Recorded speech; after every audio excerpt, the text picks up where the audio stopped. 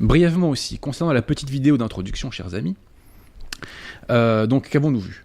Nous avons vu quelqu'un qui se présente comme étant diacre du diocèse de Clermont-Ferrand. La vidéo date d'il y a 2 semaines. Et on le voit devant ce qui est censé être un autel, être totalement déchaîné, et comme on dit aujourd'hui, ambiancer une foule de fidèles modernistes sur la célèbre chanson de Claude François, Cette année-là. Enfin, c'est une reprise de cette chanson. Donc je dois reconnaître que l'ambiance avait l'air d'être plutôt bonne. Question, Claude François a-t-il été intégré au missel de la pseudomesse Paul VI?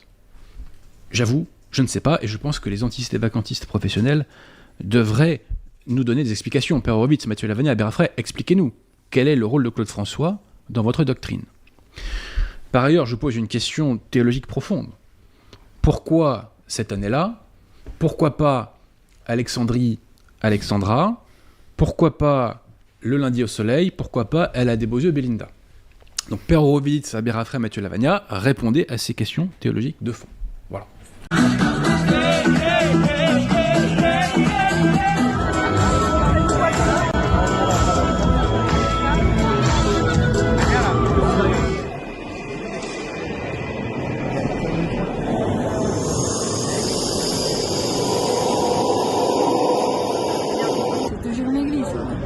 Et qu'est-ce qui vous a choqué? La dame disait faites vos confessions païennes, aux laïcs. On est dans une église.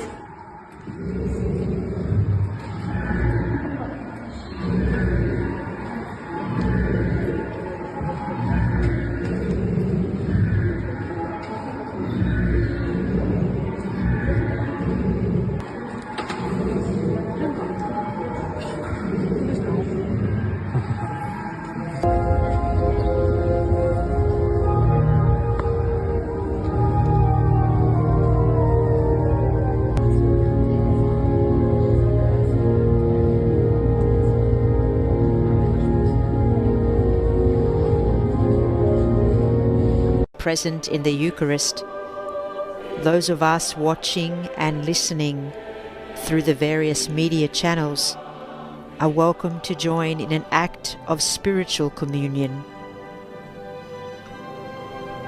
Let us pray. My Jesus, I believe that you are present in the most holy sacrament. I love you above all things, and I desire to receive you into my soul. Since I cannot at this moment receive you sacramentally, come spiritually into my heart. I embrace you as if you were already there, and unite myself wholly to you. Never permit me to be separated from you. Amen. Donc, chers amis, je vais commencer donc cette émission, enfin, je vais la poursuivre, en vous évoquant l'actualité des scandales qui se déroulent dans la secte moderniste. Je vais vous en évoquer quelques-uns. À l'heure où les chapelles catholiques, c'est-à-dire sédévacantistes, puisque le sédévacantisme, ce n'est que l'application de la foi à notre situation, à l'heure où les chapelles sédévacantistes sont calomniées, comme je viens de vous le dire, et diabolisées, eh bien, les scandales se multiplient, toujours plus aberrants, dans la secte moderniste. Rappelez-vous, la semaine dernière, on avait vu la pseudomesse Paul VI, Claude François, pendant un mariage, rappelez-vous. D'ailleurs, j'ai fait une erreur. J'ai dit « elle a des beaux yeux, Belinda ». C'est faux. Les paroles de Claude François, c'est « elle a les yeux bleus, Mélinda ». Je tiens à m'excuser, j'ai dénaturé la pensée théologique moderniste. Pardonnez-moi. Bon. Donc, chers amis, les scandales se multiplient dans la secte moderniste. Et donc, nous dénonçons, très naturellement, ces scandales. Et ce que je relève, c'est que les anti-sédévacantistes professionnels disent que les sédévacantistes attaquent l'Église. C'est totalement faux. Nous attaquons la fausse papauté moderniste, la fausse Église qu'elle a créée, et les faux sacrements qu'elle a créés. Voilà ce que nous attaquons. Mais si, lorsque nous dénonçons ces scandales. Et les anti-sédévacantistes professionnels disent qu'on attaque l'Église. Cela signifie une seule chose, chers amis, qu'ils approuvent ces scandales. Voilà.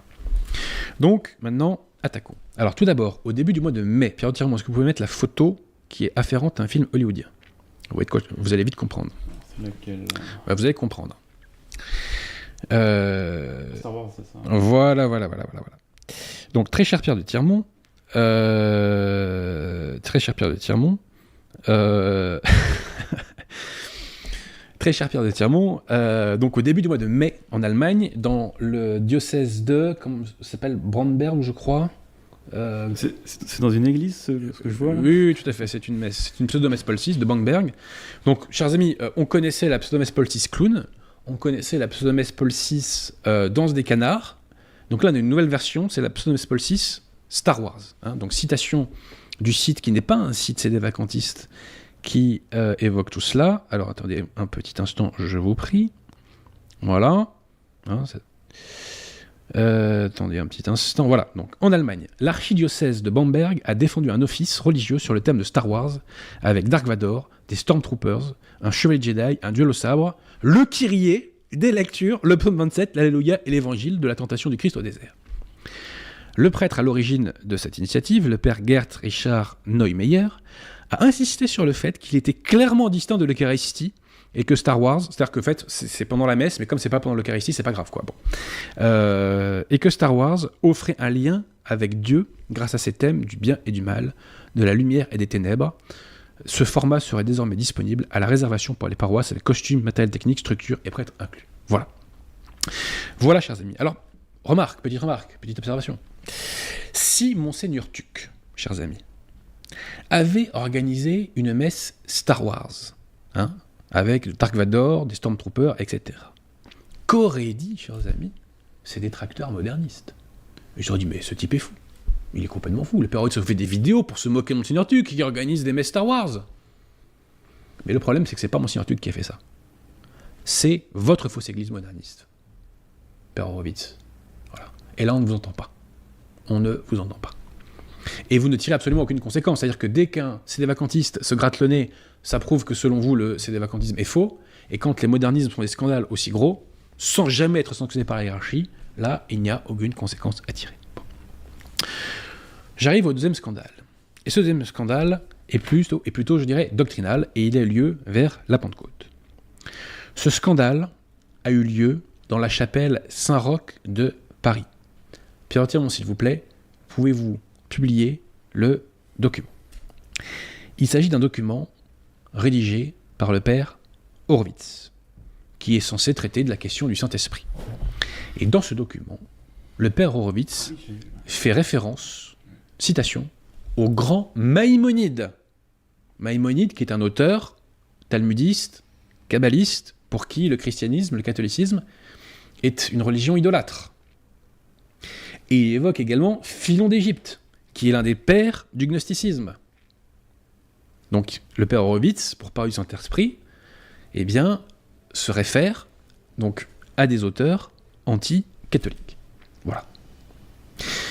Petite remarque, si Monseigneur Tuc avait fait un document pour parler du Saint-Esprit dans lequel il cite Maïmonide et Philon d'Égypte, mais qu'aurait dit nos contradicteurs ? Mais il dit, regardez, il perd la boule. Pour nous parler du Saint-Esprit, ici des auteurs anti-catholiques. Voilà ce qu'ils auraient dit. Sauf que ça, c'est pas Monseigneur Tuc qui l'a fait. Et ça ne sera l'objet, évidemment, d'aucune sanction de la part de la secte moderniste. Le troisième scandale a fait beaucoup de bruit. Et vous avez vu en introduction des images de cela.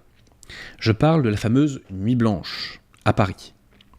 Donc au début du mois, le diocèse moderniste de Paris a ouvert ses portes à des spectacles d'artistes gauchistes qui parfois sont expressément anticatholiques, puisqu'on en a vu un qui avait des symboles vaudous.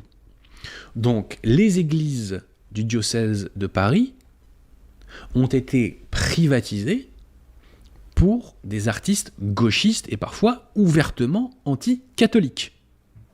Voilà ce que fait la secte moderniste de nos églises. Donc je vous cite un petit extrait d'un site qui s'appelle, je crois, Tribune chrétienne de mémoire. Donc citation. Donc la Nuit Blanche, donc à la chapelle de l'hôpital Thénon, des objets et des masques inspirés du vaudou ont été exposés dans un lieu consacré au culte catholique.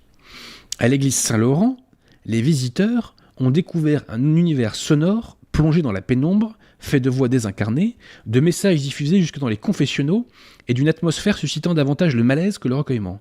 Beaucoup sont ressortis avec la même interrogation: comment de telles installations ont-elles pu être accueillies dans des églises catholiques ? Plus loin, la vraie question est donc beaucoup plus simple: qui a ouvert les portes de l'église ? Réponse: la fausse église, précisément. Voilà. Alors, on n'a pas entendu les antisétés vacantistes dénoncer ce scandale. À une exception près, je le relève, c'est l'influenceur moderniste Napo, mais tous les autres, ils la bouclent. Ils la bouclent. Puisque pour eux, dénoncer ce scandale, c'est attaquer l'église. Hein. Bon. Donc tous les autres, donc pas un mot. Si Monseigneur Tuc, chers amis, avait ouvert ses églises à des artistes gauchistes, voire vaudous, qu'auraient dit nos détracteurs modernistes ? Ils auraient dit: mais attendez, mais il perd la boule celui-là. Sauf que c'est pas Monseigneur Tuc qui a fait ça. C'est la secte moderniste. Et d'ailleurs, le prêtre qui a ouvert son église est très content de l'avoir fait. Et que nous dit-il ? C'est toujours dans le site Tribune Chrétienne qu'on voit son communiqué, qu'on peut lire son communiqué. Il dit notamment ceci: j'ai vu dans cette proposition une chance pour notre paroisse d'accueillir un public différent, une façon d'offrir à des personnes qui visitent rarement les églises, d'amorcer un chemin vers un questionnement sur le sens de leur vie et la vérité de l'évangile. Donc en fait, quand on va voir ces expositions bidons d'artistes gauchistes, subventionnés avec notre pognon en passant, on est censé donc amorcer un chemin sur le questionnement de notre vie et sur la vérité de l'évangile. Est-ce que vous êtes sérieux, cher monsieur le père Paul Dollier ? Très franchement. C'est du premier degré ? Mauvaise blague, hein ? Voilà, donc heureusement, chers amis, que c'est pas Monseigneur Tuc qui a fait ça, hein, parce que qu'est-ce qu'on n'aurait pas entendu, hein. Donc vous voyez, on est impitoyable contre les CD vacantistes, du côté moderniste, et par contre, tous les scandales dans leur secte, ça passe quand même. Et enfin, j'arrive au dernier scandale, qui est le plus grand, dont vous avez vu des images en vidéo d'introduction. Prévost était en voyage en Espagne au début du mois. Et le 7 juin dernier, il a organisé une messe géante en Espagne. Donc une pseudo-messe Paul VI qui est invalidée. Heureusement qu'elle est invalide, chers amis, comme on va le voir dans un instant. Bon. Pendant cette messe, cette pseudo-messe Paul VI, qu'avons-nous vu ? Nous avons vu que la communion a été massivement distribuée par des laïcs, hommes et femmes. Ça, c'est possible dans la secte moderniste, chers amis. Dans l'Église catholique, seuls les clercs ont le droit de toucher l'hostie consacrée. Donc là, on voit bien qu'il y a deux églises complètement différentes. Parce que dans l'une, les laïcs ont le droit de distribuer l'Eucharistie, et dans l'autre, c'est formellement interdit. Et là, qu'on n'aille pas nous dire, chers amis, qu'il s'agit d'une messe obscure sur laquelle la hiérarchie moderniste n'a aucun contrôle et dont elle n'a pas connaissance. Non, là, c'est la messe qu'il y a de plus officielle. C'est une pseudo-messe dite par le faux pape Prévost. Donc, dans le cadre de cette fausse messe dite par le faux pape Prévost, on voit des laïcs qui massivement distribuent l'hostie soi-disant consacrée. En fait, pas consacrée, puisque la messe Paul VI, la dite messe Paul VI, la synaxe montinienne est invalide. Donc tout ça est parfaitement su. Et non seulement c'est su, mais c'est promu, puisque cela a été fait pour que le monde entier le voie. Donc le monde entier a vu des femmes distribuer l'Eucharistie. Et pourquoi on fait ça ? Parce que l'un des grands combats de Prévost, on l'a évoqué à plusieurs reprises à ce micro, c'est la féminisation du clergé moderniste. Ça a été amorcé par Bergoglio, déjà, qui a autorisé les femmes à entrer dans tous les ordres mineurs. Et on a vu, sous Prévost, plusieurs femmes célébrer la pseudo-messe Paul VI. On l'a vu au Brésil, on en a parlé à ce micro, on l'a vu au Brésil, on l'a vu au Mexique, et de mémoire, c'était au Honduras aussi. Et on l'a vu également, beaucoup plus récemment, en Allemagne. Donc la pseudo-messe Paul VI est de plus en plus célébrée par des femmes. Voilà, donc ça, c'est une des grandes différences entre la messe catholique et la pseudo-messe Paul VI. La messe catholique ne peut être dite que par des hommes validement ordonnés. La pseudo-messe Paul VI peut être dite par des femmes, et bien entendu laïques, puisqu'une femme ne peut pas être membre du clergé catholique. Bon, c'est comme ça. Et là, on se dit, chers amis, heureusement que la messe Paul VI, la fausse messe Paul VI, devrais-je dire plutôt, est invalide. Parce que sinon, vous imaginez la multiplication quasi infinie de sacrilèges. Donc je pense que c'est pour ça que le bon Dieu a permis que cette fausse messe devienne invalide. Bon. Chers amis, poursuivons. Si Monseigneur Tuc avait demandé à des femmes de distribuer la communion, qu'aurait-on dit de lui? Il dit, mais regardez, il multiplie les sacrilèges, il est complètement fou. Sauf que ça, c'est pas Monseigneur Tuc qui l'a fait. C'est votre faux pape qui l'a fait. C'est dans le cadre de sa messe à lui, pas dans celle de Monseigneur Tuc. Voilà. Donc nous dénonçons ces scandales et sacrilèges, et lorsque nous dénonçons ces scandales et sacrilèges, que dit-on de nous? Que disent nos ennemis? Ils appellent cela attaquer l'Église. Mais quelle honte! Quelle honte! Non, nous dénonçons la fausse papauté moderniste, la fausse Église moderniste, les faux sacrements modernistes. Et si vous nous attaquez parce que nous dénonçons ces scandales, c'est parce que vous approuvez ces scandales.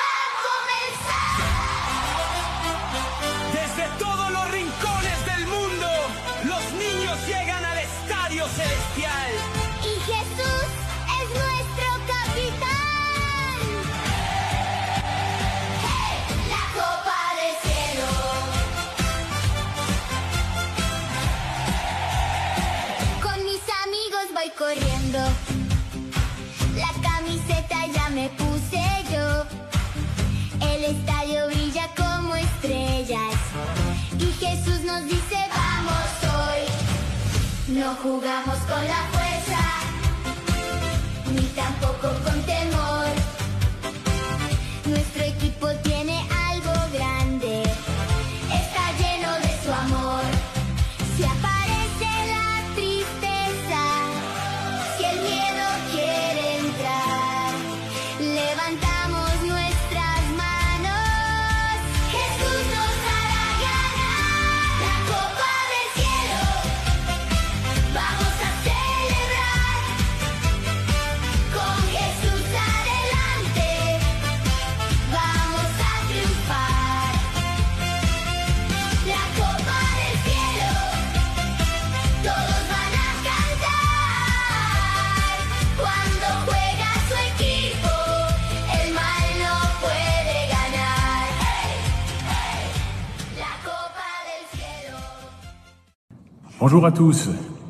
Conditions climatiques exceptionnelles, lieu exceptionnel. Après le refus de la préfecture des retransmissions de matchs partout en extérieur et en salle non climatisée, Monsieur le curé s'est proposé de nous accueillir au sein de son église pour la projection du match France-Norvège ce soir. Venez à partir de 19h, profiter de la fraîcheur de l'église et regarder, soutenir les Bleus pour leur dernier match de poule. Je me souviens même d'une scène que j'ai fait, et je m'en veux beaucoup. C'était le repas de Noël. Pour une fois, on arrivait à faire un repas de Noël avec la famille complète, avec mes parents, mes grands-parents, ma sœur, mon frère. Ma sœur, à cette époque-là, elle était en concubinage et depuis, elle a repris le bon chemin. Elle s'est mariée, elle est retournée à l'église de façon assidue. Surtout, la préparation au mariage lui fait prendre conscience de ce que c'était la situation de concubinage. Mais à l'époque, elle n'était pas encore là-dedans. Et moi, en plein repas de Noël, on était allé à la messe de Saint-Paul VI la veille. J'y étais allé pour faire plaisir à la famille. Mais pour moi, je leur avais dit, mais voilà, c'est invalide. Moi, je veux vous faire plaisir, mais au final, je rate la vraie messe, le vrai sacrement. Et j'en viens à dire à ma sœur, le midi du 25 décembre, je lui dis, mais tu te rends compte que tu es en état de péché mortel? Oh là là. Et que si tu meurs, tu iras en enfer. Enfin, le 25 décembre à midi en famille, c'est peut-être pas la meilleure chose à dire. Ah là là là là là. Mais j'en étais là. Là, c'est vraiment digne d'une secte, là. Mais je m'en rendais pas compte. Moi, j'étais dans la vérité. Je faisais partie des seuls qui avaient accès à la vérité, grâce à Dieu. Et peut-être qu'un jour, j'allais pouvoir convertir ma famille à la vérité. Comme l'ordre du temple solaire, hein, vous savez, c'est guère différent. Oui. Ce jour-là, j'ai mis Colonel sur son 31. Direction l'église Saint-Roch, à Paris, pour une messe dédiée aux animaux.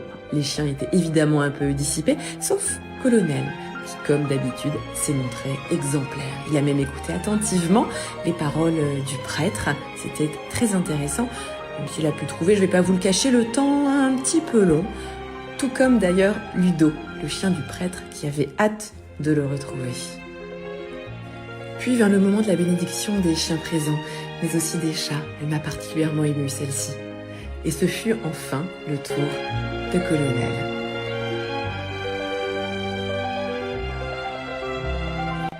Après toutes ces émotions, il fallait bien se dégourdir un peu les pattes et Colonel a mis un peu d'ordre dans les rangs. Quelles étaient belles ces images de chiens dans une église. Des anges avec un corps, comme l'a dit le prêtre, qui ont une mission auprès de chacun d'entre nous. Lui, c'est Max. C'est grâce à lui qu'on est ici. Là, je cherche Colonel ici, par contre, c'est pas du tout où il est. Mon chien béni furetait entre les chaises, sait-on ce qu'on pourrait trouver dans une église. Il était temps pour nous de repartir. C'était une expérience assez unique, dont on se souviendra encore longtemps, croyant ou pas. L'actualité spirituelle, ce sont, chers amis, tous ces scandales quasi quotidiens, qui détruisent le sentiment de sacré chez les fidèles modernistes. Qu'avons-nous aujourd'hui au menu ? Vous l'avez vu en vidéo, chers amis. Et je le mets en vidéo pour bien vous prouver que je ne vous mens pas, parce que je sais que sinon, mes contradicteurs m'accuseront de mensonge. Donc vous l'avez vu en vidéo, donc nous avons tout d'abord un monsieur, un Français, ça se passe en France, qui nous annonce très fièrement qu'un curé, entre guillemets, a autorisé la rediffusion d'un match de l'équipe de France de football dans une église parce qu'il y fait plus frais pendant la canicule. Voilà. Donc, on transforme les églises qui sont des lieux de recueillement en cirque. Pierre Thiron, d'ailleurs, vous soutenez qui, vous, pendant le mondial ? Personne. Moi, je soutiens, on va dire, l'équipe de France, parce qu'il y aura des répercussions économiques, mais je ne vais pas vous mentir, public de notre chère radio, je soutiens l'équipe d'Algérie. Voilà. Comme dans de nombreuses compétitions sportives. Pourquoi ? Parce que les Algériens sont toujours au rendez-vous. Et si l'Algérie va loin dans la Coupe du Monde, cela apportera une aide objective à la cause française par de formidables images de retour au réel. Et à cet égard, j'invite tous les Algériens de France à fêter les victoires de l'équipe d'Algérie, si possible, dans les quartiers bourgeois. Parce que je veux que les gens qui ont collaboré, qui vous ont fait venir, chers amis algériens, vous voient de près. Voilà. Tout simplement. Donc dédicace au Fennec, en espérant qu'il y ait un beau France-Argentine, que dis-je, France-Algérie, pendant ce mondial. Ça serait un rêve. Un rêve. Voilà. Donc comme j'ai envie de voir des images bon enfant, de la célébration des victoires de l'équipe des Fennecs, voilà, je verrai d'un bon œil que l'Algérie aille très très loin. Donc voilà, je vous soutiens. La Coupe du Monde inspire par ailleurs également énormément le clergé moderniste, puisque comme on l'a vu, donc c'était une scène au Mexique, où on a vu un entre guillemets prêtre, invalidement ordonné, qui cherche à mettre des buts dans un petit but qui a été placé devant un autel, enfin ce qui est censé être un autel en tout cas. Voilà, on appréciera le sens du sacré de ce clerc et le respect de la présence réelle sans doute, qu'il devait avoir. Qu'avons-nous d'autre par rapport à cette Coupe du Monde ? Oui, en Argentine. En Argentine également, donc après la messe Star Wars, après la messe Danse des Canards, après les messes Clown, après la messe Claude François, chers amis, nous avons la messe Coupe du Monde, où un clerc, un pseudo-prêtre, met des symboles footballistiques devant et sur son autel. Voilà. Est-ce que c'est respectueux de ce qui est censé être la messe ? Pas sûr. Pas sûr. Voilà. Donc voilà pour ce qui est de la Coupe du Monde de football, j'espère que je n'oublie rien. Alors, autre scandale, encore plus grand, la secte moderniste fait de plus en plus ouvertement la promotion de l'homosexualité, chers amis. En France, aux États-Unis et au Mexique. En France, à Paris, dans l'église Saint-Eustache, la semaine dernière, il y a eu une veillée de prière LGBT, la veille du jour où il devait y avoir ce qu'on appelle la marche des fiertés. Voilà. Marche des fiertés qui a été annulée à cause de la canicule. Donc dédicace à la canicule. Hein, voilà. En tout cas, le clergé moderniste, lui, promeut ouvertement l'homosexualité. J'aimerais vraiment savoir ce qu'en pensent les antisédévacantistes professionnels. Ça m'intéresserait. Hein. Voilà. Donc ensuite, nous avons plusieurs messes dites LGBT qui se sont tenues donc, aux États-Unis et au Mexique, et pas par des clercs qui viennent de nulle part, hein, chers amis, hein, par le haut clergé moderniste. Alors qu'avons-nous? Un petit instant, chers amis, pardonnez-moi. Où est-ce que j'ai mis ça? Je crois que j'ai une photo que je peux afficher. Ah oui, alors ça c'était au Mexique, tout à fait, Pierre Tirmont. Donc ça, au Mexique, hein, donc il y a une messe LGBT au Mexique. Et là, c'est un pseudo-évêque, donc invalidement sacré. Et par ailleurs, donc nous avons eu une Eucharistie, entre guillemets, je suis désolé d'employer cette formule, hein, c'est entre guillemets une Eucharistie, c'est monstrueux, enfin je dis pas le mot quoi, une pseudo-messe homosexualiste, présidée par le cardinal, entre guillemets, McElroy, de Washington, à l'université de Georgetown, le 20 juin. Hein. Voilà, et aussi nous avons eu une autre messe homosexualiste par un pseudo-prêtre, donc le père Chris Lawton. Donc c'était Stonewall dans le non c'était pas ça, c'était proche du monument national de Stonewall dans le parc de Christopher à New York, et il y avait à peu près 150 personnes. Voilà, donc une promotion de l'homosexualité de plus en plus assumée, de plus en plus ouverte dans la secte moderniste. Que pensez-vous de cela, cher antisédévacantistes, Mathieu Lavagna, Abbé Raffray, Père Horowitz? Ce serait bien que vous nous disiez ce que vous pensez de ça. Hein, vous osez dire qu'on attaque l'Église catholique, que les sédévacantistes attaquent l'Église catholique. C'est l'Église catholique, ça? Osez le dire, face caméra. Osez le dire. Non, ça c'est du modernisme. Bref. Et maintenant, j'en arrive au dernier scandale du jour. Scandale au pluriel. Et là, c'est la Providence, chers amis, qui a frappé nos ennemis. Car ces informations m'ont été données par une personne lors de ma séance de dédicace dernière, justement, à la librairie française. Ces scandales concernent une fois encore une paroisse parisienne, la paroisse de Saint-Roch, celle où officie le père Horowitz, et c'est de lui dont on va parler. Donc, le père Horowitz a organisé non pas une simple bénédiction d'animaux, ce qui est possible, hein, l'Église autorise dans les bénédictions d'animaux, mais il a organisé carrément une messe pour les chiens et les chats. Et le fidèle en question qui m'a informé de ça était présent, il a pris des photos, qu'il n'a pas voulu me passer, mais c'est pas grave parce qu'il y avait des vidéos sur Google, et ce fidèle m'a confié être extrêmement gêné parce que dans l'entre guillemets messe, on entendait les chiens faire waf waf. Donc après les pseudomesses, donc Star Wars, Danse des canards, Claude François, les pseudomesses waf waf.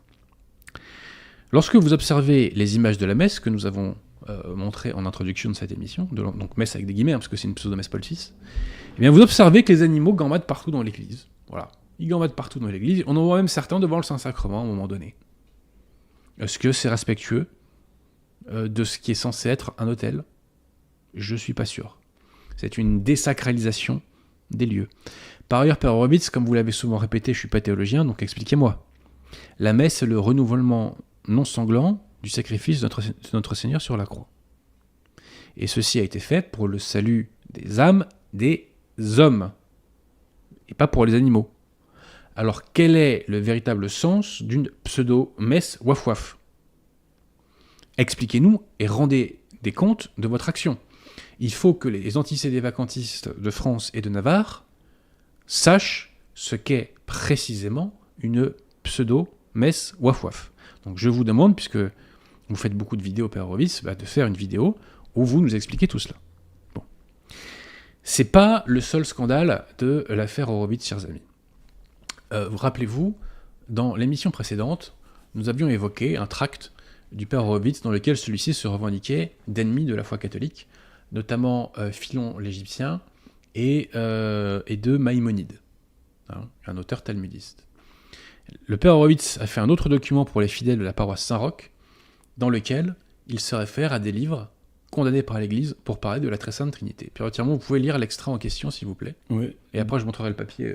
Dimanche 31 mai 2026, reste une terminologie bien mystérieuse présente dans les livres juifs, Talmud de Babylone, Misdrash, Tanakh, etc. Voilà. Donc, si vous voulez... Passez-moi le papier. monsieur. Midrash, je sais pas comment on prononce ça, Midrash. Ouais, Midrash, Tanakh. Ainsi, un ange assis à la droite de Dieu, possédant les attributs divins, le Métatrône, un esprit de vie créateur et protecteur, la Roua et la Tchékina présentes dans les colonnes de nuée. Quel rapport entre la Tchékina et la Très Sainte Trinité, chers amis? Allez savoir. Bon, vous voyez, je n'invente pas le document qui m'a été donné par un fidèle de Saint-Roch que je remercie. Voilà. Et oui, Père Horowitz, il y a des fidèles de Saint-Roch qui sont choqués par ce que vous faites. Voilà. On n'invente pas tout ça. On n'invente pas.